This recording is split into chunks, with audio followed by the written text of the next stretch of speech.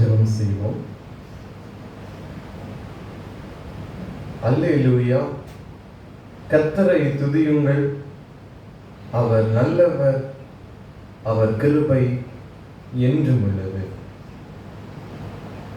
அன்பின் பரலோக பிதாவே, இந்த மனமகிழ்ச்சியான இந்த மாலை நேரத்திற்காக தேவருக்கு நன்றி செலுத்துகிறோம். இந்த மாலை நேரத்திலும் உடைய சன்னிதானத்திலிருந்து உம்மை ஆராதிக்க தேவரை தந்த இந்த கிருபைக்காக நன்றி செலுத்துகிறோம்.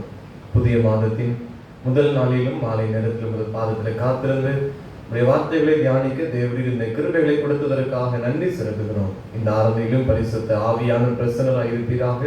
மகிமைப்படும் எங்களோடு கூட பேசும் பல தடைப்பட்ட ஒவ்வொருவரையும் கொண்டு வார். இயேசுவின் நாமத்தில் ஜெபிக்கிறோம் நல்ல பிதாவே, ஆமென். ஆராதனை காரணமாகவும் தேவன் நாம மகிமைக்காகவும் நம் யாவரும் எழுதியிருந்த கீதங்களும் கீர்த்தனைகளும் 55வது பாடலை பாடுவோம். தேவனே நான் உமதண்டை. கீதங்களும் கீர்த்தனைகளும் 55வது பாடல்.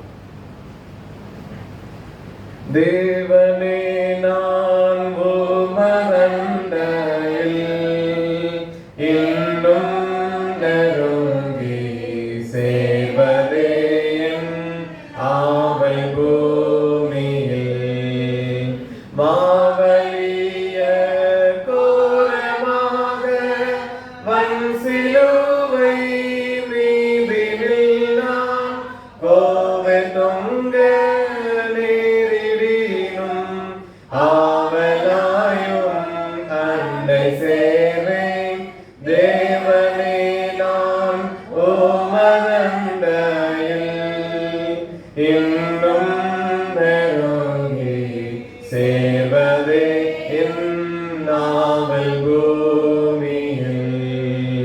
யாக்கோபை போல் போகும் பாதையில் பொழுது பட்டு ராவில் இருள் வந்து மூடிட தூக்கத்தால் நான் கல்லில் சாய்ந்து தூங்கினாலும் என் கனாவில் நோக்கி உம்மை கிட்டி சேவேன். வாக்கடங்கா நல்ல நாதா தேவனே நாம் உமதண்டையில் இன்னும் நெருங்கி சேர்வதே என் ஆவல் பூமியில். பரத்துக்கேறும் படிகள் போலவே என் பாதை தோன்ற பண்ணுமையா என் தேவனே. கிருபையாக நீர் எனக்கு தருவதெல்லாம் உமதண்டை. அருமையாய் என்னை அழைக்கும் அன்பின் தூதராக செய்யும் தேவனே நான் உமதண்டையில் இன்னும் நெருங்கி சேர்வதே என் ஆவல் பூமியில். நித்திரையில் நின்று விழித்து காலை எழுந்து கர்த்தாவே நான் உம்மை போற்றுவேன். இத்தரையில் உந்தன் வீடாய் எந்துயர்கள் நாட்டுவேனே. எந்த துன்பத்தின் வழியாய் இன்னும் உம்மை கேட்டி சேவேன். தேவனே நான் உமதண்டையில் இன்னும் நெருங்கி சேர்வதே என் ஆவல் பூமியில். ஆனந்தமாம் செட்டை வீரித்து பரவசமாய் ஆகாயத்தில் ஏறி போயினும் வானமண்டலம் கடந்து பறந்து மேலே சென்றிடினும் மகிழ்வொரு காலத்தில்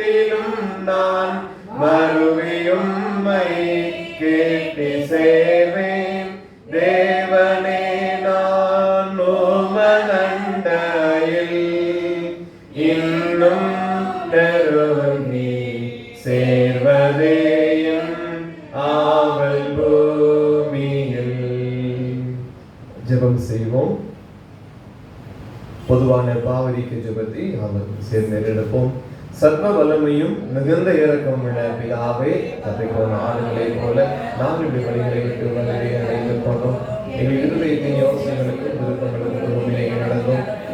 பரிசுத்த கர்த்தர்களுக்கு விரோதமாய் குற்றம் செய்தோம். செய்யத்தக்கவைகளை செய்யாமல் செய்யத்தகாதவைகளை செய்து கொண்டோம். எங்களுக்கு சுதந்திரங்களை மூலமாய் மனிதருக்கு அருளிச் செய்த வாக்குத்தத்தம் என்பதை நிர்வாகியுள்ள குற்றவாளிகளாகிய எங்களுக்கு இறங்கும். கற்பனையை அழைப்பிடுகிற எங்களை பொறுமையாகி பாவத்தில் தடுப்புகளை எங்களை சீர்படுத்தும். மிகவும் இறக்கமுள்ளதாகவே பரிசுத்த நாமத்தில் மகிழ்ந்தாகவே நாங்கள் தேவபக்தி நீதியும் தெரிவித்தவர்களாய் இருக்கிற இயேசு கிறிஸ்துவின் தம்மை கிருபை செய்தவர்கள். ஆமென். தேவனே, எப்பொழுதும் இரக்கம் செய்கிறதும் மன்னிக்கிறதும் உமக்கு சுபாவமும் லட்சணமாய் இருக்கிறதினால் எங்கள் தாழ்மையான விண்ணப்பங்களை ஏற்றுக்கொண்டு எங்கள் பாவங்களாகிய சங்கிலினாலே நாங்கள் கட்டுண்டவர்கள் ஆயினும் உருக்கமான நமது மிகுந்த இரக்கத்தினாலே எங்களை கட்டவிழ்த்து விடுதலை ஆக்க வேண்டும் என்று எங்கள் மத்தியஸ்தரும் எங்களுக்காக பரிந்து பேசுகிறவருமாகிய இயேசு கிறிஸ்துவுக்கு மகிமை உண்டாக வேண்டிக் கொள்கிறோம். ஆமென். பரமண்டலங்களில் இருக்கிற எங்கள் பிதாவே, நாமம் பரிசுத்தப்படுவதாக, ராஜ்யம் வருவதாக, விசுத்தம் பரமண்டலத்திலே செய்யப்படுவது போல பூமியிலும் செய்யப்படுவதாக. அன்றைய அப்பத்தை எங்களுக்கு தந்தார். எங்கள் குடும்பமாய் குற்றம் செய்வதற்கு நாம் மன்னிக்கிறது போல எங்கள் குற்றங்களை எங்களுக்கு மன்னி எங்களை சோதனைகள் பிரவேசிக்க பண்ணாமல் தீர்ப்பில் நீங்கள் ரட்சித்துக் கொள்ளும். ராஜ்யமும் வல்லமையும் மகிமையும் நினைவை கொண்டவைகளை. ஆமென். ஆண்டவரே, எங்கள் உதடுகளை திறந்தருளும். தேவனே, எங்களை ரட்சிக்க விரைவாய் வாரும். பிதாவுக்கும் குமாரனுக்கும் பரிசுத்த ஆவிக்கும் மகிமை உண்டாவதாக.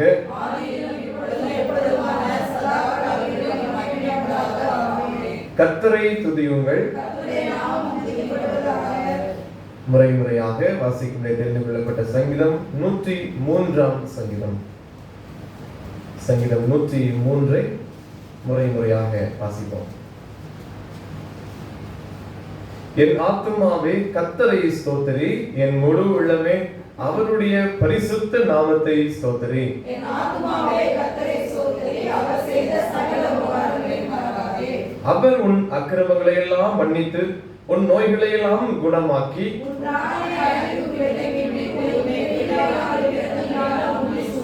நன்மையினால் உன் வாயை விருத்தியாக்குகிறார். கழுகுக்கு சமானமாய் உன் வயது திரும்ப வாழ வயது போலாகிறது. அவர் தமது வழிகளை மோசேக்கும் தமது கிரியைகளை இஸ்ரவேல் புத்திரருக்கும் தெரிய பண்ணினார். அவர் எப்பொழுதும் கடிந்து கொள்ளார், என்றைக்கும் கோபம் கொண்டிரார்.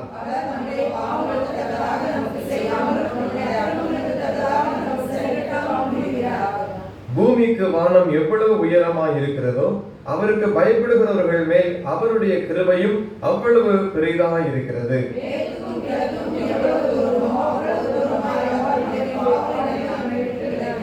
தகப்பன் தன் பிள்ளைக்கு இறங்குகிறது போல கர்த்தர் தமக்கு பயந்தவர்களுக்கு இறங்குகிறார்.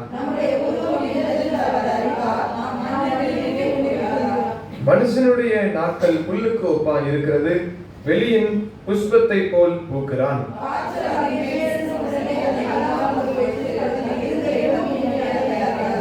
கர்த்தருடைய கிருபையோ அவருக்கு பயந்தவர்கள் மேலும் அவருடைய நீதி அவர்கள் பிள்ளைகளுடைய பிள்ளைகள் மேலும் அனாதையா என்றென்றைக்கும் உள்ளது.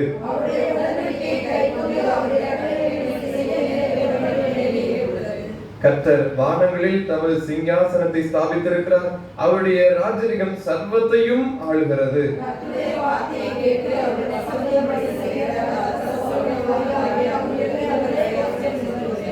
கர்த்தருக்கு பிரியமானதை செய்து அவர் பணிவிடைக்காரராக இருக்கிற அவருடைய சர்வ சேனைகளை அவரை ஸ்தோத்திரியுங்கள்.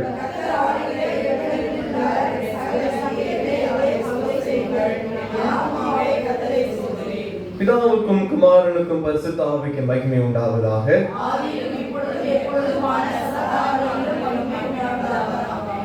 விசுவாசத்தை அறிக்கை செய்வோம். வானத்தையும் பூமியையும் படைத்த சர்வ வல்லமையுள்ள பிதாவாகிய தேவனை விசுவாசிக்கிறேன். அவருடைய ஒரே குமாரனாகிய நம்முடைய நாதர் இயேசு கிறிஸ்துவை விசுவாசிக்கிறேன். அவர் பரிசுத்த ஆவியினாலே கன்னிமரியால் எடுத்து வைத்து பிறந்தார். தொந்திலாற்றின் காலத்தில் பாடுபட்டு சிலுவையில் அறையுண்டு மறித்து அடக்கம் பண்ணப்பட்டு பாதாளத்தில் இறங்கினார். மூன்றாம் நாள் மரித்தோர் எண்ணினார். பரமண்டலத்திற்கு ஏறி சர்வ வல்லமையுள்ள பிதாவாகிய தேவனுடைய மனத பாசத்தில் வீற்றிருக்கிறார். அவரிடத்திலிருந்து உயிருள்ளோரையும் மருத்துவரையும் நியாயம் இருக்க வருவார். பரிசுத்த ஆவியையும் விசுவாசிக்கிறேன். பொதுவாக இருக்கிற பரிசுத்த சபையும் பரிசுத்தவான்களுடைய ஐக்கியமும் பாவமன்னிப்பும் சரீரம் உயிர்த்தெழுதலும் நித்திய ஜீவனும் ஒன்று விசுவாசிக்கிறேன். ஆமென். தைசருக்கார்கள்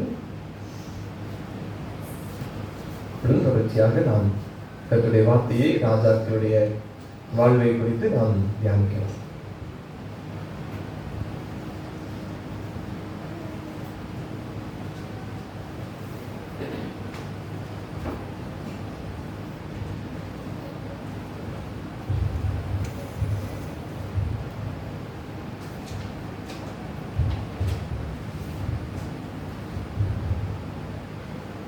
ஆண்டவராகிய இயேசு கிறிஸ்துவின் நாமத்தினாலே உங்களை மீண்டும் அன்போடு வாழ்த்துகிறேன். நம் நேற்று தேர்தலே ஆகாப் ராஜாவுடைய காரியங்களை குறித்து நாம் தெரிந்து கொண்டு வருகிறோம். அதனுடைய தொடர்ச்சியாக இன்றைய தினத்திலும் இந்த ராஜாவை குறித்து சில காரியங்களை உங்களோடு நான் பகிர்ந்து கொள்ளலாம் என்று நினைக்கிறேன். இந்த ஆகாப் ராஜாவுக்கு பெனதாத்துக்கும் இடையில சண்டைகள் நடந்து கொண்டிருந்த நேரத்தில் ஆகாப் என்ன பண்றான், இந்த பெனதாத்தோடு உடன்படிக்கை செய்கிறான். 2 முறை படையெடுத்து வரும்போதும் கர்த்தருடைய கிரியினால் அந்த சீரியர்கள் முறியடிக்கப்படுறாங்க. அதற்கு பின்பு இவன் மீண்டும் நினைச்சான், இந்த ராஜாவோடு ஒரு உடன்படிக்கை பண்ணுகிறான். 1 ராஜாக்கள் 20ஆம் அதிகாரம் 42, 43 வசனங்கள்ல இருக்கும். வாசிக்கண்டா. இவன் நினைக்கிறான், அவனோடு யார் தமக்கு எதிராளியாக இருந்தானோ அவனை போரில் தப்ப வைத்ததும் அல்லாமல் அவனோடு உடன்படிக்கையை செய்து வருகிறான். இதனால என்ன நடந்ததுன்னா, தேவனுடைய தீர்ப்பு ஆகாப் மேல சேர்ந்துச்சு. இப்ப ஒரு தீர்க்கதரிசி சொல்றாரு, எதிர்காலத்துல உனக்கு என்ன நடக்கும் என்பதை 1 ராஜாக்கள் 20ஆம் அதிகாரம் 1ஆம் வசனம் முதல் நம்ம பார்க்கலாம். கடைசி வரை இந்த சங்கதிகள் போயிட்டு இருக்கோம். என்ன சொல்றாரு, எப்படி யெரொபெயாமுக்கும் அவன் வீட்டாருக்கும் நடந்ததோ, எப்படி பாசாவுக்கும் அவன் வீட்டாருக்கும் நடந்ததோ, அதே போல உனக்கு என்ன செய்யும் நடக்கும்னு சொல்றாரு. என்ன சொன்னாரு, இருக்கிற அவன் வீட்டார் எல்லாருமே கொண்டு போடுவார்கள். பட்டணத்தில் செத்தவர்களே நாய்கள் தின்னும், வெளியிலே செத்தவர்கள் ஆகாய்க்கு பட்சிகள் பட்சித்து போடும், ஒருவனும் மீந்திருக்க முடியாது அப்படிங்கிறது அந்த இது நடக்கும் சொல்லி சொல்றாங்க. சொன்ன உடனே இந்த ஆகாவுக்கு கொஞ்சம் புத்தி வருகிறது. அதனால என்ன பண்றான், ஆண்டவருடைய சமூகத்தில் தன்னை தாழ்த்ததுக்கு நினைக்கிறான். ஒருவேளை அவனுடைய கோபம் நம்மளுக்கு வந்துடும் அப்படின்னு சொல்லிட்டு தாழ்த்தணும் நினைக்கிறான். அவன் இருக்க முடியல. திருப்பி அவன் வீட்டுக்கு வரான். வீட்டுக்கு வரும்போது ஆகாப் தன்னுடைய அரண்மனை அருகிலே ஒரு திராட்சை தோட்டத்தை பார்க்கிறான். அந்த திராட்சை தோட்டம் ரொம்ப அழகாக இருக்கிறது. அதை எடுக்கிறான். தனக்கு வேண்டும் என்று விரும்பி அதன் உரிமையாளரை பார்க்கிறான். அவன் ஏசபேல் தேசத்தினுடைய நாபோத் அப்படிங்கிறவன். அவனை அழைத்து, இந்த திராட்சை தோட்டம் ரொம்ப அழகா இருக்கிறது, எனக்கு தந்துரு, நான் எழுத போறேன், கீரை போட போறேன்னு சொல்றான். அவன் திராட்சை தோட்டத்தை வச்சு பிழைச்சிட்டு இருக்கான். அதை இவர் வாங்கி கீரை தோட்டம் போட போறேன்னு சொல்றாரு. அப்போ அந்த நாபோத் சொல்றான், நான் தரமாட்டேன், இது என்னுடைய பிதாக்களுடைய சொத்து, இதை நான் உங்களுக்கு கிடைக்க முடியாது, வித்து போட முடியாது. நான் சொல்றாரு, இதுக்கு கிரைய வேணா வாங்கிக்க, இல்ல இதுக்கு பதிலாக வேறொரு இடத்துல உனக்கு கிடைச்சிறேன், திராட்சை தோட்டத்தை தருகிறேன் என்று சொல்லியும் அவர் கொடுக்காதது. நீங்க ஆகாப் நேர வீட்டுக்கு பெட்ல படுத்து முகக்குப்புற விழுந்து சோறு பக்கமா திரும்பி அது சாப்பிடாம படுத்து கிடக்குறான். இதை உடனே யோசேபேல் அவனுடைய ஒய்ஃப் பாக்குற, ஏசபேல் பாக்குறான். பார்த்து என்ன அப்படின்னு கேட்ட உடனே சங்கதி அவளுக்கு தெரிகிறது. அவன் சொல்றா, இந்த தேசத்தினுடைய ராஜா, நீங்க அந்த இடத்தை நாடுகிறவங்களுக்கு வாங்கி தருகிறேன் அப்படின்னு சொல்லி நீங்க புசித்து குடிங்கன்னு சொல்லி சொல்றா. ஆனா அவன் படுத்தே இருக்கான். இவன் என்ன பண்றான், இந்த ராஜா எழுதுற மாதிரியே ஒரு நிருபத்தை இந்த ஏசபேல் எழுதுகிறார். எழுதி அந்த நிருபத்தை இந்த நாபோத் இருக்கக்கூடிய அந்த ஊரில் உள்ள பெரியவர்களுக்கும் மூப்பர்களுக்கும் கொடுத்து அனுப்ப சீல் போட்டு போயாச்சு. இப்ப அவங்க அதை வாங்கி பிரிச்சு பார்த்துட்டு அதுல என்ன எழுதிருக்கு அப்படின்னாக்கி, இவன் உபவாசத்தை பற்றி பேசுகிறான், அதனால தேவனையும் ராஜாவையும் தூசிக்கிறான் அப்படின்னு சொல்லி அதுக்கு 2 சாட்சிகளை நீங்க ஒரு பாகாலில் உள்ள 2 சாட்சிகளை உருவாக்கி இவனை கல்லெறிந்து கொள்ளுங்கள் அப்படின்னு சொல்லி நிருபம் போயிருச்சு. இப்ப அவங்க வாங்கி பார்த்து என்ன பண்றாங்க, அதே போல இவன் மேல ஒரு பழியை சுமத்துகிறார்கள். உபவாசம்ங்கிற பேர்ல இவன் ராஜாவையும் தேவனையும் தூசித்தான் அப்படின்னு சொல்லி சொல்றாங்க, குற்றச்சாட்டு. இதற்கு 2 பாகாலுடைய ஆட்கள் சாட்சியம் கொடுக்குறான். சாட்சியம் கொடுத்த உடனே இவரை நகரத்துக்கு வெளியே கொண்டு போய் கல்லெறிந்து நினைக்கிறாங்க, இவங்களை கொன்று போடுகிறார்கள். இந்த கொன்று போட்ட பிறகு செய்தி எங்க வருது? ஏசபேலுக்கு வருது.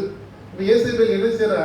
ராஜாவை எழுப்பி, வாங்க உங்களுக்கு தோட்டம் கிடைச்சாச்சு, நீங்க போய் தோட்டத்தை எடுத்துக்கொள்ளலாம் அப்படின்னு அவர் யோசிக்கிறாரு. நீங்க பாக்குற மாதிரி இல்லை, நாபோத் என்ன செஞ்சான்? செத்து போனா அப்படின்னா அவரும் எந்திரிச்சு ஏறப்படுத்துறாரு, தோட்டத்தை தனக்காக்கி கொள்வதற்காக போறாரு. அப்போ ஆண்டவர் என்ன பண்றாரு? எலியா தீர்க்கதரிசியின் மூலமாக அங்கே அவரை அனுப்புகிறார்.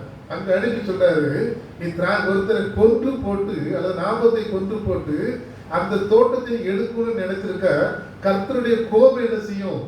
உன் மேல வரும் சொல்றான்.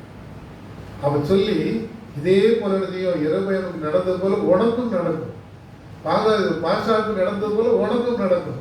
தீர்க்க தரிசனம் சொன்னவனை இவனுக்கு பயம் கொடுத்துட்டு அதனால நினைக்கிறான், கர்த்தரிடத்தில் தன்னை தாழ்த்த ஆரம்பிக்கிறான். 1 ராஜாக்கள் 21ஆம் அதிகாரம் 27, 28, 29 அந்த இடத்துல பார்க்கலாம். நான் மேலே சொன்ன சம்பவங்களை எல்லாமே 1 ராஜாக்கள் 21ஆம் அதிகாரத்துல நீங்க பார்க்கலாம்.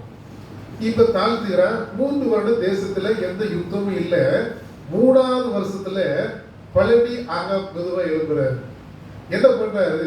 சீரியருக்கு விரோதமாக கிளையாத்தில் உள்ள ராமோத் அப்படிங்கிற இடத்தை பிடிக்கணும்னு சொல்லி ஆகாப் என்ன பண்றாரு?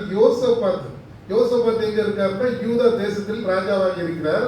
அவரை இவர் தனக்கு உதவியா கூட்டு போய் அங்கே போய் பாளையம் இறங்கி அந்த தேசத்தை பிடிக்க வேண்டும் என்று சொல்கிறார். இது 1 ராஜாக்கள் 22ஆம் அதிகாரம் 1ஆம் வசனத்தின் நீங்க பார்க்கலாம். இப்ப அங்க போகும்போது இவங்க 2 சில ஒப்பந்தங்கள்லாம் பண்ணிடுறாங்க. இந்த யோசபாத்தும் ஆகாப்பும் இருக்கிறாங்க. சில ஒப்பந்தங்கள் பண்ணிட்டு போய் நம்ம பிடிக்க போவோம். ஆனா நான் நினைச்சவேன் தேசம் மாறி வருவேன் அப்படின்னு சொல்றாரு ஆகாப். அப்ப அவங்க கூட சேர்ந்து சப்போர்ட்டுக்கு 32 ராஜாக்கள் வராங்க. அவங்களெல்லாம் கூட்டி, நீங்க இஸ்ரேல் ராஜாவை மட்டும் பாருங்க, ஜனங்கள் எல்லாம் கூட செய்ய வேண்டாம், அவனை பிடிக்கணுங்கிறதாக சொல்லி அனுப்புறாங்க. இப்போ எல்லாருமே யுத்தத்துக்கு பெய்யாச்சு. யோசபாத் ராஜ வஸ்திரம் தரித்து போறாரு, ஆகாப் வேறு வேஷத்துல போறாரு. இப்ப இவரை பார்த்த உடனே பார்த்த உடனே இவதான் ராஜாக்கு எல்லாரும் பிடிச்சவங்க அடிக்க போனோடனே அவர் பயந்து அலறாரு. நான் யார் இல்லை, ராஜா இல்லைன்னு சொல்றாரு. அவனை விட்டு விட்டார்கள்.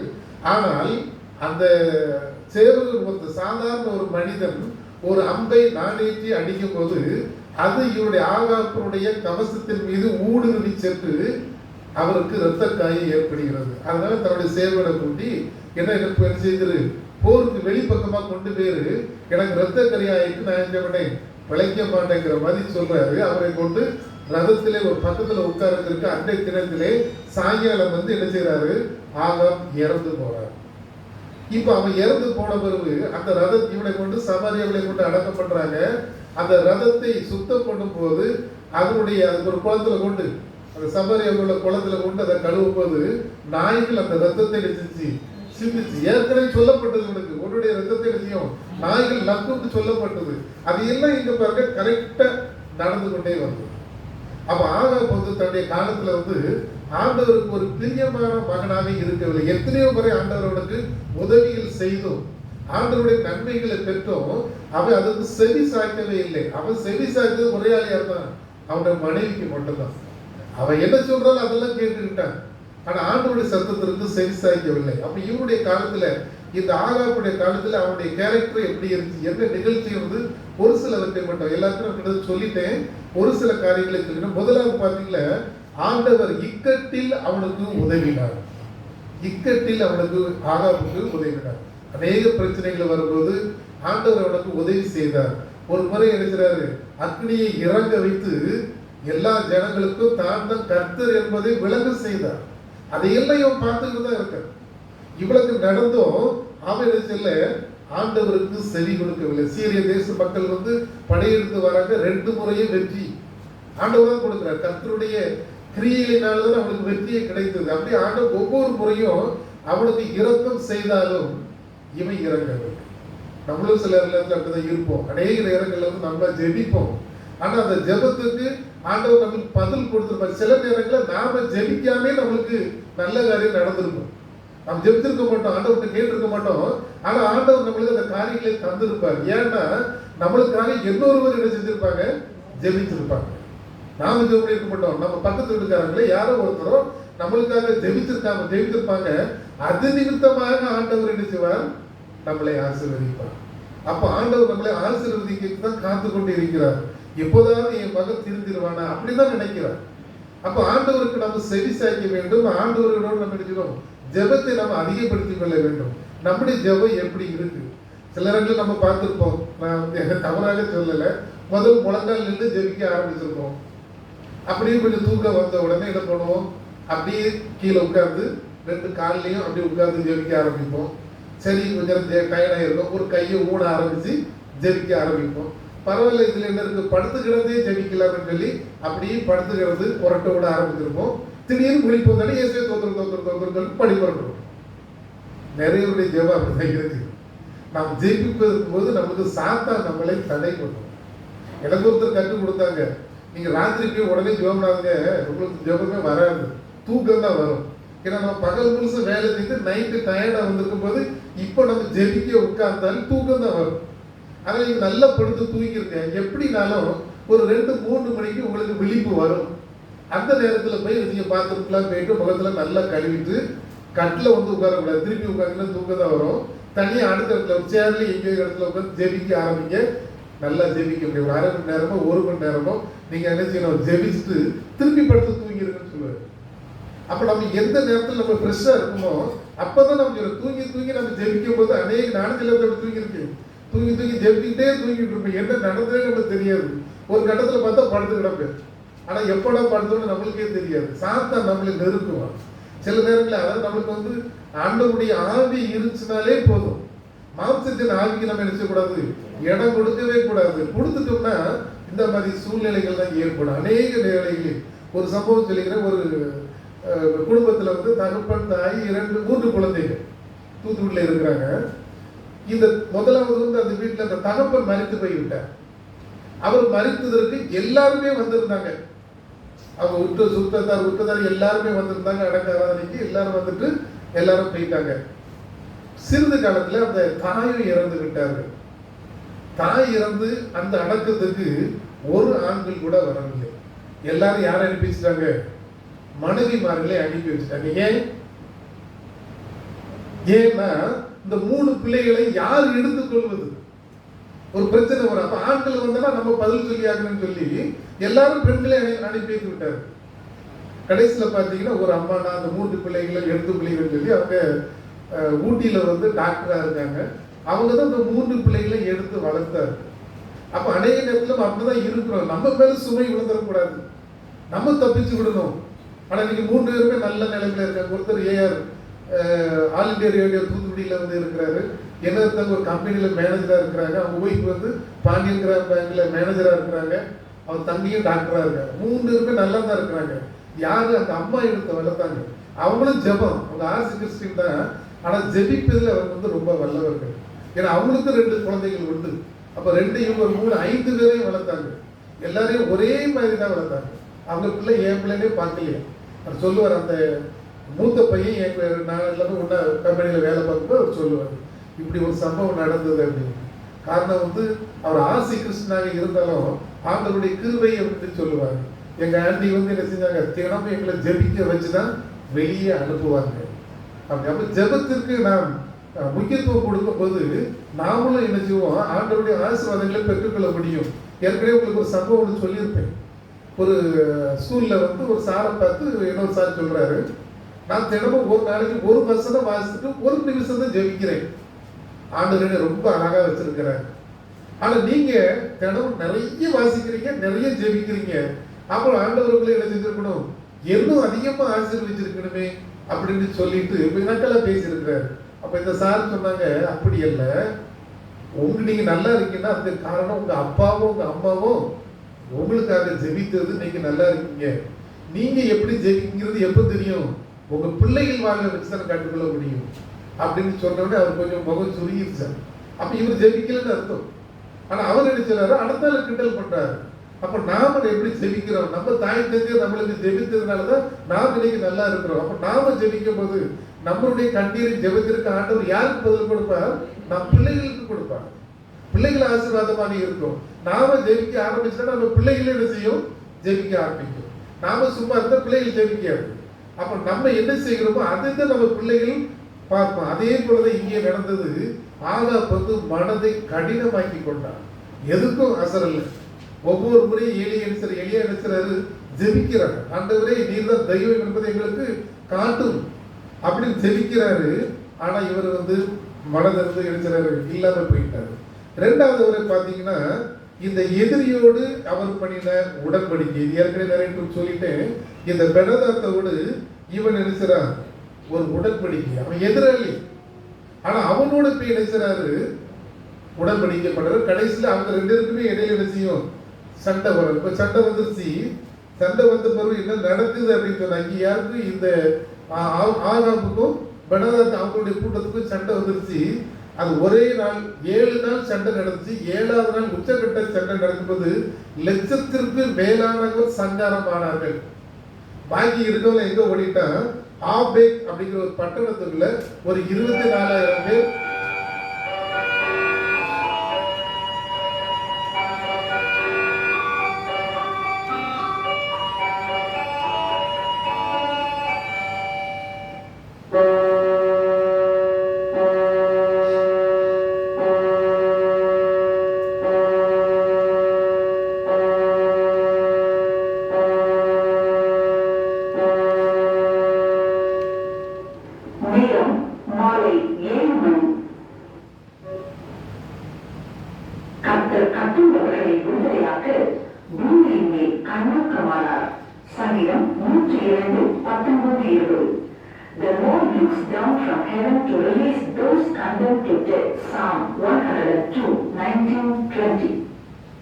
சண்டை நடந்ததுல ஒரே நாள்ல லட்சத்திற்கு மேலானவர்கள் சங்காரம் பண்ணப்பட்டார்கள். மீதி இருந்தவங்க எல்லாமே ஆபேக் அப்படிங்கிற பட்டணத்துல ஓடி போய் ஒளிச்சிட்டாங்க.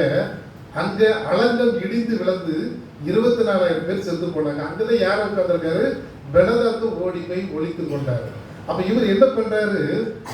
ஆண்டவருடைய செய்கை என்னங்கிறதே தெரியாம மேலும் மேலும் சண்டைக்கு போனதுனால அவருக்கு ஏற்பட்ட தோல்வி.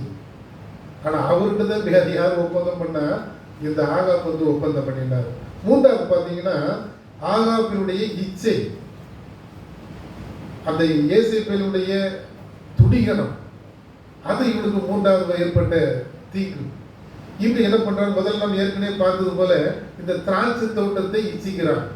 நாபத்துடைய திராட்சை தோட்டம் எனக்கு வேணும்னு அவன் என்ன செய்யறான்? அவன் மனைவியை ஏவி விடுறான். இவனுக்கு கண்டிப்பாக இந்த ஆகாப்புக்கு 10 கட்டளை தெரிஞ்சிருக்கும் நினைக்கல இல்லையா? கண்டிப்பா தெரிஞ்சிருக்கும். அதுக்கு முன்னாலே அந்த சம்பவங்கள் நடந்து போச்சு. ஆண்டவருடைய 10 கட்டளை கண்டிப்பா தெரிஞ்சிருக்கும். யாத்திராகமம் 20ஆம் அதிகாரம் 17ஆவது வசனத்துல பாருங்க.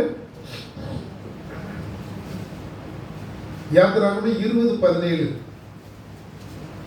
தன் தகப்பனையாவது தன் தாயையாவது சபிக்கிறவன் நிச்சயமாய் கொலை செய்யப்படப்படுவர். அதுவே பாருங்க. பிறந்த மனைவியையும் அவனுடைய வேலைக்காரனையும் அவனுடைய வேலைக்காரியையும் அவனுடைய எருதையும் அவனுடைய கழுதையையும் பின்னும் பிறனுக்குள்ள யாவனையும் இச்சியாதிருப்பாயாக. எல்லாத்தையும் இச்சிக்காது இருப்பா. இது எல்லாமே அவனுக்கு நல்லா தெரிஞ்சிருந்தோம். அவன் என்ன செஞ்சா? அடுத்தவனுடைய தோட்டத்தை இச்சிட்டான். அப்ப நம்ம என்ன செய்யறோம்? அடுத்தவனுக்காக அடுத்த பொருளுக்கு நிறைய நேரங்களில் ஆசைப்படுறோம். இன்னைக்கு உலகத்துல நீங்க பார்த்துருப்பீங்க, சில விஷயங்கள் இருக்கு. ஒரு முதலாளி இருக்கான்னு சொன்னா அந்த முதலாளி ஒரு ஆளை வேலைக்கு அமர்த்துவாரு. அவர் வேலைக்கு அமர்த்தி அவனை வேலை வாங்குவது மட்டுமல்ல, அவனுடைய மனைவியை இச்சித்துக் கொள்வார். நிறைய இடங்கள் நடக்குது. ஒரு உண்மை சம்பவம் எனக்கு நல்லா தெரியும், வேண்டாம்னு சொல்லல, அப்படி நடந்திருக்கு. அப்ப ஒரு ஆளை வேலைக்கு வைத்து அவர் வேலையை வாங்கிட்டு அவருடைய மனைவியை இச்சிப்பது, இது இன்னைக்கு சாதாரணமாக ஒரு வேலைக்கு போறாங்கன்னு வச்சுக்கலாம் பெண்கள். அங்க போனீங்கன்னா இந்த இச்சிக்கான காரணங்கள் நிறைய நடக்குது. சில பிள்ளைங்க விட்டுட்டு ஓடி வந்துடும். நான் நிறைய பிள்ளைகளை வேலைக்கு அனுப்பியிருப்பேன். இந்த மாதிரி கம்பெனிக்கு அங்கே போகணும், 2 நாள்ல போகணும் சார், அங்கே போக முடியாது சார். ஏன் பண்ணா அங்கே வந்து வித்தியாசமான சூழ்நிலை, விட்டுரு வேண்டாம், அவ்வளோ பாதுகாப்புல நீங்க அங்கே போகாதுன்ற அநேக நேரங்களில் நினைச்சிடும். இந்த இச்சிப்பு வந்து இன்னைக்கு நாட்டில் அதிகமாக காணப்படுகிறது. மத்திய 5ஆம் அதிகாரம் 28ஆவது வசனத்தை பாருங்க. மத்தேயு 5:28. நான் உங்களுக்கு சொல்லுகிறேன், ஒரு ஸ்திரீயை இச்சையோடு பார்க்கிற எவன் தன் இருதயத்தில் அவளோட விபச்சாரம் செய்தால் ஒரு ஸ்திரீயை இச்சையோட பார்த்தாலே பைபிள் சொல்லுது அது பாவம்னு சொல்லுது. அப்ப நம்ம எப்படி இருக்கிறோம் நம்மளை ஆராய்ந்து பார்க்க வேண்டும். அதே போல கலாத்தியர் 6:19 பாருங்க, மாம்சத்தினுடைய கிரியைகள் என்னங்கிறது ஒரு பெரிய லிஸ்டே இருக்குது பாருங்க. மாம்சத்தின் கிரியைகள் வெளியரங்கமாய் இருக்கிறது. அவையாவன விபச்சாரம், வேசித்தனம், அசுத்தம், காம விகாரம், விக்கிரக ஆராதனை, பில்லி சூனியம், பகைகள், விரோதங்கள், வைராக்கியங்கள், கோபங்கள், சண்டைகள், பிரிவினைகள், மார்க்க பேதங்கள், பொறாமைகள், கொலைகள், வெறிகள், களியாட்டுகள் முதலியானவைகளே. இப்படிப்பட்டவர்களை செய்கிறவர்கள் தேவனுடைய ராஜ்யத்தை சுதந்திரிப்பதில்லை. இவை எல்லாமே மாம்சத்தினுடைய இச்சை. ஒரு லிஸ்டே பைபிள்ல இருக்கு. அப்ப நம்ம கிட்ட என்ன இருக்கு? ஆண்டவருடைய ஆவி இருக்குதா அல்லது மாம்சத்தின் ஆவி இருக்குதான்னு நம்ம புரிந்து கொள்ள வேண்டும். ஒருவேளை ஆண்டவர் நல்ல ஒரு ஆவி, ஆண்டவருடைய ஆவி எனக்கு தந்திருந்தா என்னுடைய எண்ணங்கள்லாம் வித்தியாசமா இருக்கும். ஆலயத்துக்கு போகணும், ஆன்லைன் பிரேயருக்கு போகணும், ஊழியம் செய்யணும், அதே போல பாசிட்டிவ் பிரேயர் நினைச்சு நாங்க போகணும், அப்படி ஆலயத்துக்கு போகணுங்கிற காரியத்தையே எனக்கு அது தூண்டும். ஆனா மாம்சத்தின் இச்சையான ஆவி எனக்கு இருந்துச்சுன்னா, எப்படி ஒரு கல்யாண வீடு இருக்குல்ல, பேசாம கல்யாண வீடுக்கு போயிட்டானே, கோயில்தான் நாளைக்கே போயிடலாமே, அவன் முக்கியமான ஆள் இல்ல, என் கல்யாண வீட்டுக்கு அவன் வந்தானே, போகலன்னா தப்பா நினைப்பால, நம்ம மாம்ச கட்சியிலும் கல்யாண வீட்டுக்கு போயிடும். ஏதோ ஒரு விசேஷம், ஒரு புதுமனை போகல, ஏதோ ஒண்ணு. அப்ப ஆண்டவரை நாம மறந்து அந்த பக்கம் போயிடும். அப்ப நம்மளுக்கு இருக்கக்கூடிய ஆவி ஆண்டவருடைய ஆவியாக இல்லாமல் இருந்தால், சாத்தானுடைய ஆவி அல்லது மாம்சத்தின் ஆவி நம்மளை ஆட்கொள்ளும் போது நாம் ஆண்டவரை விட்டு விலக வேண்டிய சூழ்நிலைகள் நம்மளுக்கு ஏற்படுகிறது. இதை இன்னும் தொடர்ந்து நம்ம பார்க்கறதா இருந்தால் நீங்க கலாத்தியர் 5ஆம் அதிகாரத்தை இதை நம்ம பார்த்தோம். ரோமர் 8ஆம் அதிகாரத்தை எடுத்துக்கிடுங்க. ரோமர் 8ஆம் அதிகாரம் 1வது வசனத்துல பாருங்க. ஆனபடியால் கிறிஸ்து இயேசுவுக்கு உட்பட்டவர்களாய் இருந்து மாம்சத்தின்படி நடவாமல் ஆவியின்படியே நடக்கிறவர்களுக்கு ஆக்கினை இல்லை. மாம்சத்தின்படி நடக்கக்கூடாது. அதே அதிகாரத்துல 7வது வசனத்துல பாருங்க. எப்படி என்றால் மாம்ச சிந்தை தேவனுக்கு விரோதமான பகை, அது தேவனுடைய நியாய பிரமாணத்துக்கு கீழ்ப்படியாமலும் கீழ்ப்படிய கூடாமலும் இருக்கிறது. மாம்ச சிந்தை தேவனுக்கு பகை. நம்ம என்ன செய்யணும்? மாம்சத்துக்கு விலகி ஓடணும். நம்ம ஆவியின் பலத்தை பெற்றுக்கொள்ளணும். எப்போ நம்ம மாம்சத்துல மாட்டிக்கிட்டோமோ நம்மளுக்கு அப்பொழுது பிரச்சனைகள் வந்து கொண்டே தான் இருக்க. 8வது வசனத்துல பாருங்க. மாம்சத்துக்கு உட்பட்டவர்கள் தேவனுக்கு பிரியமாய் இருக்க மாட்டார். போதும், தேவனுக்கு பிரியமாய் இருக்க மாட்டார்கள். நம்ம சிந்தை பெற மாம்ச சிந்தை. நம்ம ஆண்டவரை விட்டு நம்ம வழி விலகிறோம்னு அர்த்தம், அல்லது சாத்தானுடைய பாதைக்கு நம்ம போறோம்னு அர்த்தம். 11வது வசனத்துல பாருங்க. மாம்சத்தின்படி சாவீர்கள். போதும், மாம்சத்தின்படி நீங்க இருந்தீங்க செய்தீங்கன்னா நம்மளுக்கு சாவு உறுதியாகிறது. அப்ப இந்த மாம்சத்தை விட்டு நாம் என்ன செய்ய வேண்டும்? விலக வேண்டும். எப்படி இந்த மாம்சத்துக்கு நம்ம தப்பி ஓடுறதுன்னா, ரோமர் 8ஆம் அதிகாரம் 3வது வசனத்தை பாருங்க. ரோமர் 8:3. மாம்சத்தினாலே பலவீனமாய் இருந்த நியாயப்பிரமாணம் செய்யக்கூடாததை தேவனை செய்யும்படி தம்முடைய குமாரனை பாவமாம்சத்தின் சாயலாகவும் பாவத்தை போக்கும் வழியாகவும் அனுப்பி மாம்சத்திலே பாவத்தை ஆக்கிக்குள்ளாக விட்டார். இது மாம்சத்தின் ஆண்டவருடைய பலியாக நம்மளுக்கு வந்தார். மாம்சத்தினுடைய சிந்தைகளை அழிப்பதற்கு தேவன் வருகிறார். அப்படின்னா என்ன அர்த்தம்? ஆண்டவர் நமக்குள் இருந்தால் மாம்ச சிந்தை நம்மளுக்கு என்ன செய்யாது? வராது. நம்ம அதை சிந்திக்கவே மாட்டோம். எப்போ ஆண்டவரை விட்டு நம்ம விலகிட்டோமோ அல்லது ஆவியின் சிந்தை நம்ம விட்டு வெளியே போயிடுச்சோ அப்ப நம்மளுக்கு என்ன வந்துடும்? மாம்ச சிந்தை வந்துடும். அதே போல அதை ரோமர்ல 9வது வசனத்தை பாருங்க. தேவனுடைய ஆவி உங்களில் வாசமாய் இருந்தால் நீங்கள் மாம்சத்துக்கு உட்பட்டவர்களாய் இராமல். போதும், மாம்சத்துக்கு உட்பட்டவர்களாக இருக்க மாட்டீர்கள். தேவனுடைய ஆவி நம்ம இருந்துச்சுன்னா நம்ம மாம்சத்துக்கு இடம் கொடுக்கவே மாட்டோம். அதே போல தொடர்ந்து 10வது வசனத்தை பாருங்க. மேலும் கிறிஸ்து உங்களில் இருந்தால் சரீரமானது பாவத்தின் நிமித்தம் மரித்ததாயும் ஆவியானது நீதி நிமித்தம் ஜீவன் உள்ளதாயும் இருக்கும். கண்டிப்பாக செய்யும், அது ஜீவன் உள்ளதாக இருக்கும். அப்ப மாம்சத்தை நம்ம எழுதக்கூடாது. நிறைய நம்மளுக்கு அதான் பிரச்சனை. ஏதோ ஒரு காரியம் செய்யும்போது மாம்சம் வந்துடும். ஏதோ நல்ல காரியம் செஞ்சுட்டு இருப்போம், எல்லாம் அழைத்து கிளம்பிட்டு இருப்போம். அப்பதான் பார்த்து ஒரு ஆள் வருவாங்க, மாம்சம் வந்துடும். சரி, சொந்தக்காரங்க வந்துட்டாங்க, இனி இவங்களை பார்க்காம நம்ம போக முடியாத, நம்ம அப்படி விட்டுருவோம். அன்னைக்கு நம்மளுக்கு ஆலயத்துக்கு தடை விட்டு போவோம். அப்போ நம்ம என்ன சொன்னோம், அதற்கு ஏற்றாற் போல் ஆண்டவர்கிட்ட ஜெபித்து கிளம்பும் போது பிரச்சனைகள் வராது. ஏன் நம்ம இதை அழிக்க வேண்டும், இந்த மாம்சத்தை நாம் ஏன் அழிக்க வேண்டும் என்றால், ரோமர் 8:29 பாருங்க. தம்முடைய குமாரன் அநேக சகோதரருக்குள்ளே முதற்பேர்களாய் இருக்கும்போது தேவன் எவர்களை முன்னறிந்தாரோ அவர்களை தமது குமாரனுடைய சாயலுக்கு ஒப்பாயிருப்பதற்கு முன்குறித்திருக்கிறார். யார் ஆண்டவர் முன் குறித்திருக்கிறாரோ அவர்கள் தேவனுடைய சாயலுக்கு ஒப்பாய் இருப்பார்கள். அப்ப மாம்சத்தை விட்டு நம்ம விலகிட்டோம். ஆண்டவருடைய சாயலாக நம்ம இருக்கணும்னா கண்டிப்பாக மாம்ச சிந்தை நம்ம நினைச்சக்கூடாது, இருக்கக்கூடாது. கலாத்தியர் 2:3 பாருங்க. சரி, எபேசியர் 2:3 பாருங்க. அவர்களுக்குள்ளே நாம் எல்லாரும் முற்காலத்திலே நமது மாம்ச இச்சையினுடைய நடந்து நமது மாம்சமும் மனசும் விரும்பினவைகளை செய்து சுபாவத்தினாலே மற்றவர்களைப் போல கோபாக்கினியின் பிள்ளைகளாய் இருந்தோம். நம்ம கோபாக்கினியின் பிள்ளைகளாக இருக்கிறோம். மாம்சத்தின்படி நம்ம செஞ்சா நம்ம அப்படிதான் இருப்போம். அதனால நம்ம சொல்றோம், இந்த மாம்சம் நிஜவனும் அழிக்கப்பட வேண்டும், அது இருக்கக்கூடாது. ஆண்டவருடைய சிந்தை நம்முடைய கிறிஸ்தியேசில் இந்த சிந்தையே உங்களையும் இருக்க கிடவது வேதம் தெளிவா சொல்லிட்டு வருது.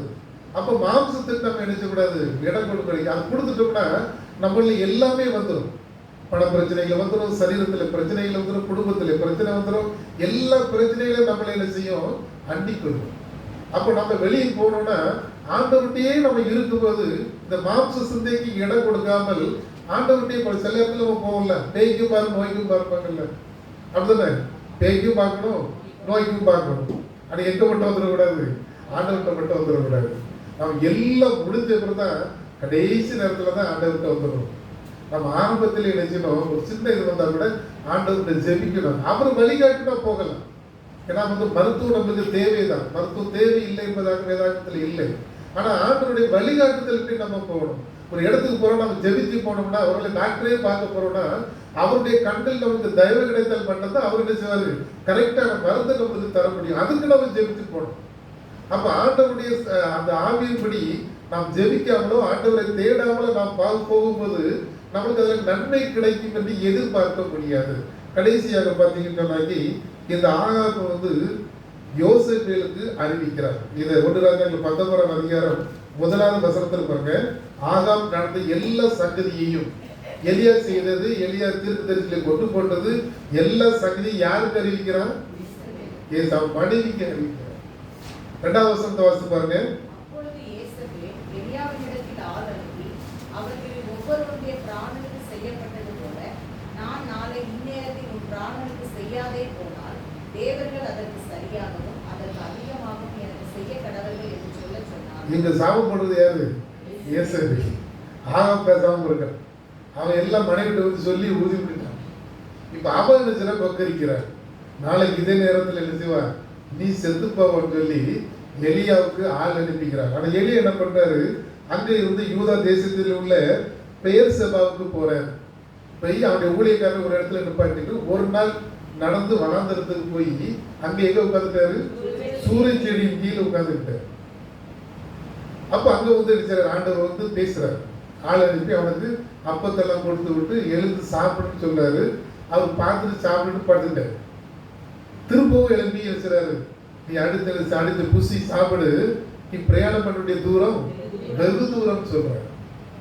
அதுக்கு பிறகு அவர் எந்திரிச்சு அநேக ராஜாக்களை அபிஷேகம் பண்ணினதும் அல்லாமல் எலிசாவையே இருக்கிறார் கணக்கு உடன் ஊழியக்காரனாக அபிஷேகம் பண்ணுவதையே நாம் இந்த 44வது 5வது வசனத்துல சூரஜெடியின் கீழே உட்கார்றாரு.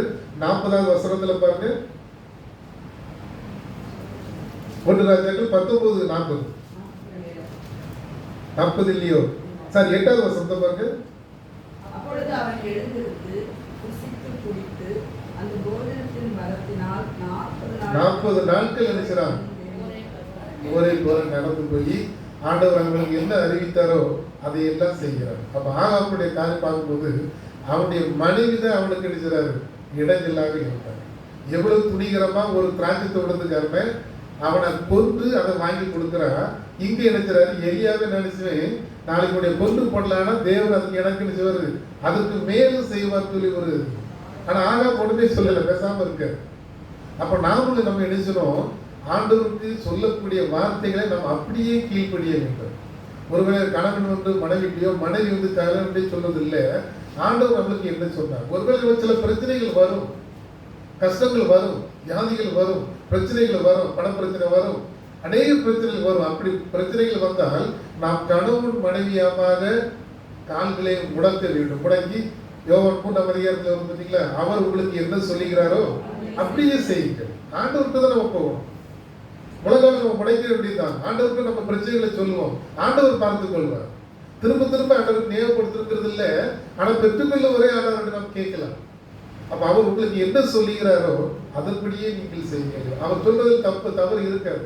போக சொன்னா போயிட வேண்டியதுதான், போகாதன்னா போகக்கூடாது. இப்ப நம்மளுக்கு ஒரு வரும், ஆண்டவர் போகாதன்னு சொல்றாரு, போகுமா வேண்டாமா? அப்ப பக்கத்து விட்டு அக்காட்ட கேட்போம்னா அவனி போக அப்படிப்பாரு. அப்ப நம்ம ஆண்டவர்கிட்ட கேட்டதுல அர்த்தம் சேர்ந்து இல்லாம செய்யும். அப்ப ஆண்டவர் நம்ம கேட்டபோது அவர் சொல்லுக்கு நாம் கீழ்ப்பிடித்து நடந்தால் அவர் கண்டிப்பாக நம்மளே என்ன செய்வார்? மென்மேலும் நம்மை உயர்த்துவார். நன்மையை திரும்பிய நம்மளே என்ன செய்யும்? தொடர்ந்து கர்த்தர் தாமே இதனை வசனங்களே ஆசீர்வதிப்பாங்க. ஆமாம்.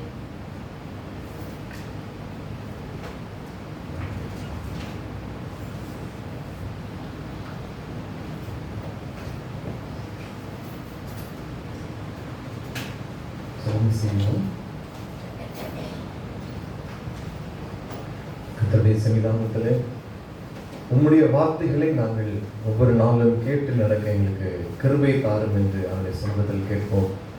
எவ்வளவோ எங்களுக்கு உலகத்தின் பாதைகளிலே இக்கட்டிலே எங்களுக்கு உதவி செய்தீர்.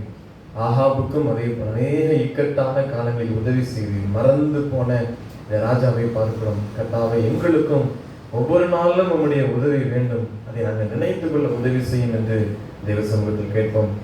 மற்றவர்களோடு உடன்படிக்கை செய்து கொள்ள கூடாது. எதிரிகளோடு, சத்துருவோடு உடன்படிக்கை செய்து கொண்டான் ஆசீர்வாதத்தை இழந்து போகிற தருணங்களாய் மாறி போனது. ஆண்டவரே, இப்படிப்பட்ட அனுபவங்களுக்கு எங்களை நீங்களாக்கும். சத்துருவோடு உடன்படிக்கை செய்யக்கூடாது, தேவனோடு எங்களுடைய உடன்படிக்கை இருக்க உதவி செய்யும் என்று கேட்போம். எந்த உலகத்தின் காரியமும் உலகத்தின் பொருளும் எங்களுக்கு மீது ஆண்டவரே இச்சை வந்து விடாமல், ஆசைகள் வந்து விடாமல் இருக்க எங்களுக்கு உதவி செய்யுங்க. எந்த பொருளும் வேண்டாம் ஆண்டவரே, நீர் மாத்திரம் போதும், சிலுவை நாதர் மாத்திரம் போதும் என்று ஆண்டு சமூகத்தில் சொல்லுவோம். ஆண்டவரை, எங்களுக்காக ஜீவனை கொடுத்த அந்த மகா பெரிய அன்பு, அந்த இயேசு போதும். உலகத்தின் காரியங்கள் எதுவும் எங்களுக்கு வேண்டுவதில்லை. மாம்ச சிந்தை எங்களுக்குள் வேண்டாம், ஆவியின் சிந்தையை தாரும் என்று கேட்போம். கேட்கிற எவ்வளவு பெற்றுக் கொள்கிறான் இந்த வேத வார்த்தை சொல்லுகிறது. ஆண்டவரை, ஆவியின் சிந்தையை தாரும். ஆவி நாங்கள் பலப்பட உதவி செய்யுங்க. மாம்சத்தின் கிரிகள் முற்றிலும் எங்களுக்கு எடுத்து போடும் என்று கேட்போம். இன்னும் ஒவ்வொரு காரியங்களையும் ஆண்டவரே மனிதர்களிடத்தில் அல்ல, மனிதர்களுடைய தீர்மானத்தின்படி அல்ல, உம்முடைய சித்தத்தின்படி நடக்க எங்களுக்கு உதவி செய்யும் என்று தேவ சமூகத்தில் முழுமையுமாய் ஒப்பு கொடுத்து அர்ப்பணித்து செபிப்போம். அன்பின் கர்த்தாவே, இந்த வேலைக்காக நன்றி செலுத்துகிறோம். இந்த ஆராதனையில் நாங்கள் பங்கு பெறுவதற்கு தேவன் கொடுத்த கிருபைக்காக நன்றி செலுத்துகிறோம். இன்னும் 4வது மாதத்தின் முதல் நாளிலும் ஆண்டவருடைய சன்னிதானத்தில் வரும்படி கிருபை செய்வதற்காக ஸ்தோத்திரம். இந்த மாதத்தின் வாக்குப்படிங்கிறது போல எங்களை பரிசுத்தமாக்குகிற கர்த்தர், எங்களை பரிசுத்தப்படுத்தி ஆசீர்வதிக்கிற தேவாதி தேவன், எங்கள் ஒவ்வொருவரையும் பரிசுத்தப்படுத்தும்படி நாங்கள் சமூகத்தில் வருகிறோம். எங்களை மெய்யாகவே ஆசீர்வதிக்கிற தேவன், இந்த ஆசீர்வாதத்துக்கு தடையா இருக்கக்கூடிய எங்களுடைய குற்றங்கள் குறைகளை மன்னித்து தேவரின் எங்களை தொடர்ந்து பரிசுத்தப்படுத்துவீராக. ஆண்டவரே, ஆகாபை குறித்த அநேக காரியங்களை நாங்கள் தியானித்திருக்கிறோம். இக்கட்டிலே, அநேக உபத்திரவத்தின் பாதையிலே, என்ன செய்வதற்கு தடுமாறும் வேளையிலே கர்த்தர் மாத்திரம் உதவி செய்தீரே. அதே போல எங்களுடைய வாழ்க்கையிலும் ஏராளமான இக்கட்டுகளிலே, ஏராளமான ஆண்டவரே கஷ்ட வேலைகளிலே தேவரீர் ஒருவரே எங்களுக்கு அடைக்கலமாக உதவி செய்கிறவராக இருந்திருக்கிறீர். நன்றி செலுத்துகிறோம். வியாதியின் நேரங்கள், ஆண்டவரே வருத்தத்தின் நேரங்கள், கண்ணீரின் பாதைகள், தோல்வியின் நேரங்கள், வறுமையின் நேரங்கள், எல்லாவற்றிலையும் தேவ கருணை மாத்திரம் எங்களோடு கூட இருந்திருக்கிறது. அதை ஆண்டவரே உணர்ந்து கொள்ளாமல், அதை சிந்திக்காமல் ஆண்டவருடைய பிரசன்னத்தை இழந்து போன ராஜாவை நாங்கள் பார்க்கிறோம். எங்களுக்கு ஆண்டவரே இக்கட்டிலே உதவி செய்கிற கர்த்தரையே எப்போதும் பற்றிக்கொள்ள எங்கள் ஒவ்வொருவருக்கும் உதவி செய்யுங்க. ஆண்டவரே, எங்களை உடன்படி கர்த்தரோடு கூட இருக்கட்டும். ஆண்டவரே, ஆபிரகாமோடு உடன்படிக்கை பண்ணின தேவன் அதை முடிவு வரையும் நிறைவேற்ற வல்லமை உள்ளவர். அதே போல நாங்கள் உம்மோடு கூட, நீர் எங்களோடு கூட உடன்படிக்கை செய்ய வேண்டுமே ஒழிய சத்துருக்களோடு எங்கள் உடன்படிக்கை செய்துவிடக் கூடாது. எப்போதும் உம்மோடு நாங்கள் அனுபவத்தில் உணர கிருபை செய்யுங்க. மாம்ச சிந்தைகள் எங்களுக்குள் இப்படிப்பட்ட ஆண்டவரே சத்துருவின் உடன்படிக்கைகள் எங்களுக்குள் கொண்டு வருகிறது. மாம்ச சிந்தைகளை முற்றிலுமாய் அழித்து போடுவீராக. பரிசுத்தமாக்குகிற கர்த்தர், இரத்தத்தினாலே எங்களை பரிசுத்தப்படுத்துங்க, ஆவியினாலே எங்களை பரிசுத்தப்படுத்துங்க, உங்களுடைய வார்த்தையினால் எங்கள் ஒவ்வொருவரையும் பரிசுத்தப்படுத்துங்க. பரிசுத்தப்படுத்தி மாம்ச சிந்தைகள் முற்றிலுமாய் அழிக்கப்படும்படி கிருபை செய்யுங்க. உலகத்தின் ஆசைகள் எதுவும் வேண்டாம் ஆண்டவரே. உலகத்தின் ஆண்டவரே காரியங்களுக்கு இச்சித்து ராஜா ஆண்டவரை இழந்து போனது போல, எவ்வளவு ஆண்டவரே ஜனங்களை ஆண்டவரே தனக்கு விரோதமாக மாற்றிக்கொண்டது போல நாங்கள் அப்படி இராதபடி ஆண்டவரே உலகத்தின் காரியங்கள் எதுவும் எங்களுக்கு வேண்டாம். தேவ அன்பு போதும். முதலாவது தேவனுடைய ராஜ்யத்தையும் அவருடைய நீதியும் தேடினால் எங்களுக்கு வேண்டுவது எல்லாம் கொடுக்கப்படுமே. அதை அவரு தேவ ராஜ்யத்தை தன்னை விட்டு விடுபடாத நல்ல பங்கை நாங்கள் தெரிஞ்சிருக்க உதவி செய்யுங்க. ஆவியின் சிந்தையில எப்போதும் உதவி செய்யுங்க. உம்முடைய சத்தத்துக்கு காத்திருக்கணும். அநேக வழியில ஜெபிக்கிறோம், அநேக வழியில அதை கேட்கிறோம், பதில் வரவில்லையே என்று சொன்ன உடனே எங்களுடைய காரியத்தை முடிவெடுத்து விடுகிறோம். மாம்ச சிந்தை வேண்டாம், ஆவி சிந்தையில செயல்பட கர்த்தருக்கு உதவி செய்யுங்க. காத்திருந்து உம்முடைய வார்த்தைகளுக்கு கீழ்ப்படிய உதவி செய்யுங்க. ராஜா தன்னுடைய மனைவியின் வார்த்தைக்கு செவிசாய்த்து அதனுடைய வார்த்தைகளுக்கு இடம் கொடுத்தபடியால் ஆண்டவரே அழிவை சந்தித்ததை பார்க்கிறோம். நாங்கள் அதற்கு இடம் கொடுக்காமல், மனுஷனுக்கு ஆண்டவரே வார்த்தைகளுக்கு இடம் கொடுக்காமல் தேவனுடைய ஆவியானவருடைய வார்த்தைக்கு இடம் கொடுக்க எல்லாருக்கும் உதவி செய்யுங்க. எங்கள் குடும்பத்துல கர்த்தர் தலைவராக இருந்து நீர் ஆளுகை செய்யுங்க. எப்படி நடக்க வேண்டும், எப்படி காரியங்களை செய்ய வேண்டும், குடும்பத்தை எப்படி வழிநடத்த வேண்டும், எப்படி என்னென்ன காரியங்களை திட்டமிட வேண்டும் என்பதை ஆவியானவர்களுக்கு போதிங்க.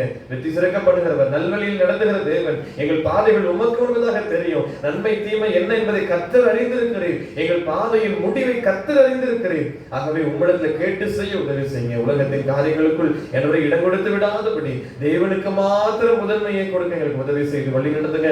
எங்கள் ஒவ்வொருவரையும் தாழ்த்தி தருகிறோம். இந்த புதிய ஒரு மாதத்தையும் காணும்படி உதவி செய்த தேவனுக்கு ஸ்தோத்திரம். தொடர்ந்து கர்த்தர் எங்களை ஆண்டவரே கிருபையால் இது மாதம் முழுவதும் தேவன் எங்களை நடத்துவீராக. தொடர்ந்து எங்களை நாங்கள் பரிசுத்தப்படுத்திக் கொள்ளவும், இன்னும் நாங்கள் உம்மை கிட்டி சேரவும், பரிசுத்த ஜனங்களுக்கு அருளப்படுகிற எல்லா வாக்குத்தத்தங்கள், எல்லா ஆசீர்வாதங்களை நிறைவாய் இந்த மாதத்தில் பெற்றுக்கொள்ள உதவி செய்யுங்க. அநேக நாள் ஜெபித்துக் கொண்டிருக்கலாம், அநேக நாள் கண்ணீர் வடித்துக் கொண்டிருக்கலாம், அநேக நாட்கள் காத்து கொண்டிருக்கலாம். அந்த காரியங்களுக்கெல்லாம் எதிர்பார்த்த முடிவை தருகிறவர் இந்த மாதத்தில் அதை சுதந்திரித்துக் கொள்ளும்படி எங்களுக்கு கிருபை தாங்க. ஆசீர்வாதங்களுக்கு தடையா இருக்கக்கூடிய காரியங்கள் எல்லாவற்றையும் கர்த்தர் மாற்றி எங்களை பூரணமாய் பரிசுத்தப்படுத்துங்க. ஆவியானவர்களை பரிசுத்தப்படுத்துங்க. சிலுவை ரத்தம் எங்களை பரிசுத்தப்படுத்தட்டும். சத்திய வசனம் எங்களை பரிசுத்தப்படுத்தட்டும். எங்கள் ஒவ்வொருவரையும் தாக்கி தருகிறோம். ஆசீர்வாதத்தின் நிறைவாய் ஆண்டவரே எங்கள் ஒவ்வொருடைய வாழ்க்கையிலும் தாங்க சம்பூர்ணமான ஆசீர்வாதத்தை பெற்றுக்கொள்ள ஒவ்வொருவருக்கும் கிருபை செய்யுங்க. தாழ்த்தி தருகிறோம். ஒவ்வொருவருக்கும் தேவ கிருபை பெருகட்டும். அந்த மாதம் முழுவதும் உமது கிருபையால், உமது இரக்கத்தினால், தயவினால் எங்களை வழி நடத்துங்க. இந்த மாதத்தின் பணிகள் எல்லாவற்றிலையும் சகல பணிகளையும் கர்த்தருடைய கரம் கூட இருக்கட்டும். வாய்க்க செய்யுங்க. நன்மையானதை கண்டிட்டு பிரயாணங்களை வாய்க்க செய்து ஆரோக்கியத்தை கர்த்தர் கொடுத்து ஒவ்வொரு குடும்பங்களையும் வழி நடத்துங்க. எங்களையே அர்ப்பணிக்கிறோம். ஆசீர்வதித்து வழி நடத்தும். உம்முடைய நாமத்திற்கு மகிமை உண்டாகட்டும். இயேசு கிறிஸ்துவின் நாமத்தில் ஜெபிக்கிறோம் நல்ல பிதாவே, ஆமென். நம்முடைய கர்த்தராகிய இயேசு கிறிஸ்துவினுடைய கிருபையும் பிதாவாகிய தேவனுடைய அன்பும் பரிசுத்த ஆவியானவருடைய ஐக்கியமும் நம் அனைவரோடு கூட எப்போதைக்கும் இருப்பதாக. தெய்வ ஆசீர்வாதத்தோடே அடியாரை அனுப்பும் வார்த்தை என்னும் அப்பத்தாலே போஷித்து வளர்ப்பியும் இப்போதும் தேடி வந்து மனதார போற்றினோம். மோட்சலோகத்தை கழித்து உம்மை வாழ்த்தி தொழுவோம். கர்த்தர் உங்களோடு இருப்பாராக.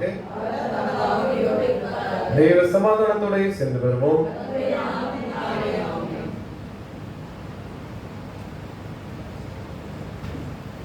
அறிவிப்புகள்.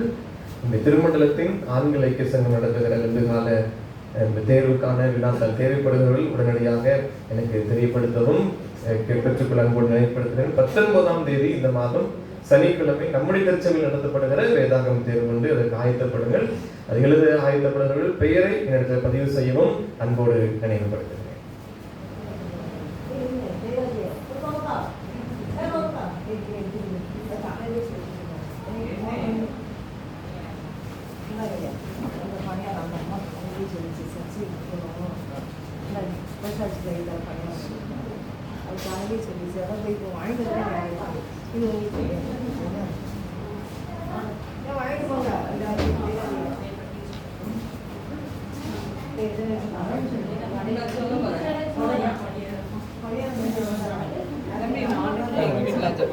மதியானம்